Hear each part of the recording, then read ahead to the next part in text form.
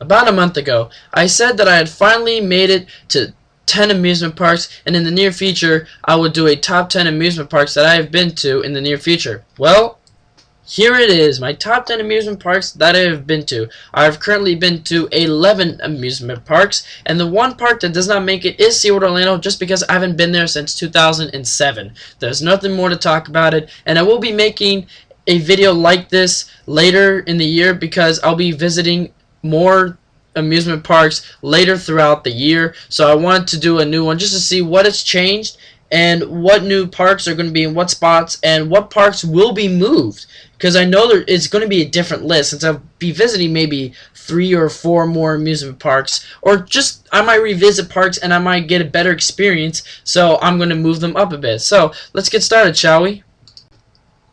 And let's start with number 10, which is Universal Studios Florida. This is the larger of the 2 amusement parks, but I think it's the weaker one because all there is to do is look at movies, watch shows, ride dark rides, and coasters. They have no flat rides. I didn't see a single flat ride there. Now, they might have one that I missed, but mainly their flat rides are just dark rides or indoor roller coasters. They only have 4 roller coasters. That's Harry Potter Escape from Gringotts, Hollywood Rip Ride Rocket, Revenge of the Mummy, and a kids coaster.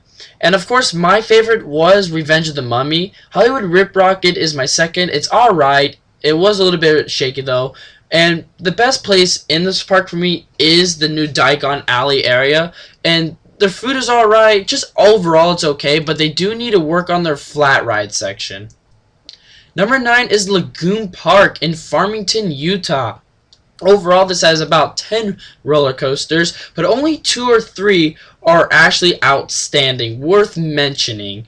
And it's definitely need to work on that, but overall, like their flat rides and high thrill rides is just fantastic. Got a great lineup. There's a lot for the family to do at this park. There's a lot of great scenery involved, and they also have a zoo. So that's really nice. They have a zoo. And they definitely need to work on their water park. But other than that, the park is alright. It's a well-kept park. Number 8 is Six Flags America in Upper Marlboro, Maryland. This is my home park and one of the most visited parks that I've been to. And overall just gotten better in the past couple of years since Six Flags got out of its bankruptcy. It has been able to keep up with its Six Flags parks. And this one's just cleaner. Its coasters are well kept now. And overall, it's just better. They're mainly meant for their water park, though. They have a strong water park, and the best attraction there is, for me, Superman Ride of Steel. Number 7 is Hershey Park in Hershey, Pennsylvania. They are home to, correct me if I'm wrong, 13 roller coasters. And the reason why this is so low is because I went there in 2013 when I wasn't a coaster person. I was only into wooden roller coasters, surprisingly. And overall, I don't feel like I had a great experience just because I didn't do everything that was meant to do at this park. I'm going to try to go back there again because I definitely know it's worth going back, and it definitely should be higher up. I definitely agree with you, so if you guys say in the comments it definitely needs to be higher up, I just agree with you. It's just because of my other experience that I've been to and not knowing what the experience will be like. So it's just me being me, and such I'm a coaster fanatic that I'm weird with how my top 10s work. And because it is Hershey Park, it is higher up, but it's because I only did roller coasters, and the food that I ate there was just pizza, and it was okay. It was not great food, but it was better than some other food that I've had at amusement parks. Number 6 is Universal's Islands of Adventure. Even though this is the smaller park of the 2, this one is better. There's more for the teens to do. This is definitely where the dark rides, family rides, high thrill rides, and even roller coasters are. They have 5 roller coasters, so they definitely need to work on getting a roller coaster, and they're definitely due for one too. But other than that, their flat ride section, their water ride section is just really nice. They definitely have something to do for everybody at the park. And overall, I would rather go to this park than Disney. I think this is just better than Disney. It's one of the better parks in Florida. Number 5 is Carowinds in Charlotte, North Carolina. This is my favorite amusement park that's in the southern area of the United States.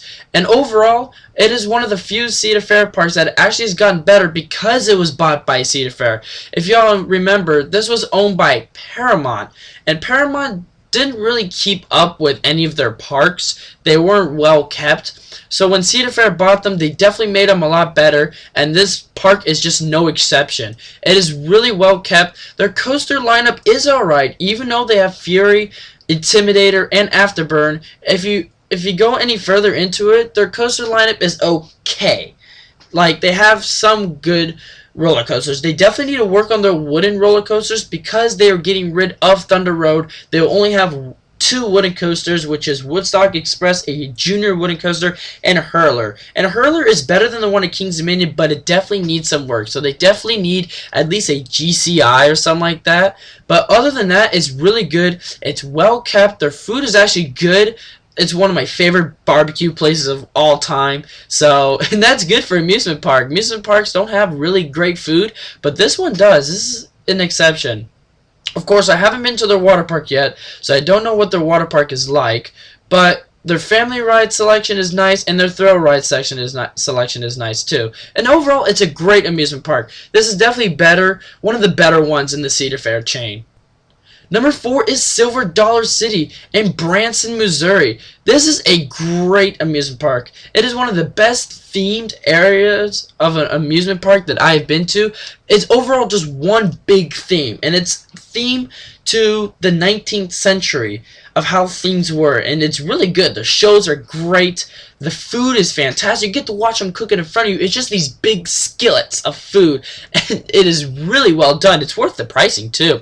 Of course, their coaster selection does need some work. They have 6 roller coasters, and only 3, or actually 4, are really outstanding. Of course, they've got a great mine train, a nice sit down, a great launch roller coaster. Powder Keg is insane.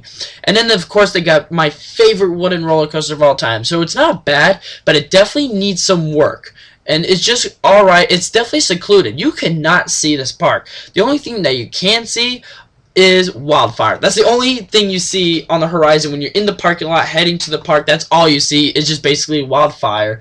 Other than that, you can't see anything, and my experience here was great. It was fantastic. Number 3 is the most visited theme park that I have ever been to, and that is Kings Dominion. And over the past couple of years, Cedar Fair has definitely improved this park. And it's because of the 40th anniversary that has been going on for the past 2 years, or ever since 2014. They started in 2014, and the park is now well kept. Their operations do need a bit of a work, but other than that, they're just it's really well kept. Their family ride section is well done. Their coaster selection does need some work by adding at least a new wooden roller coaster or a hyper roller coaster. That's what they definitely need.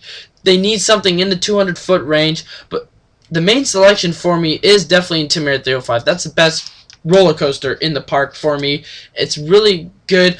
They definitely improved their water park this year with turning Waterworks into Soak City. It's definitely now fresh and kind of, you know, this park just underwent a change and it feels nicer. If this was still owned by Paramount Parks, it would not be as well kept as it is now. Cedar Fair did a great job with keeping this park and just keeping it well kept, and overall I think it's one of the better amusement parks by Cedar Fair.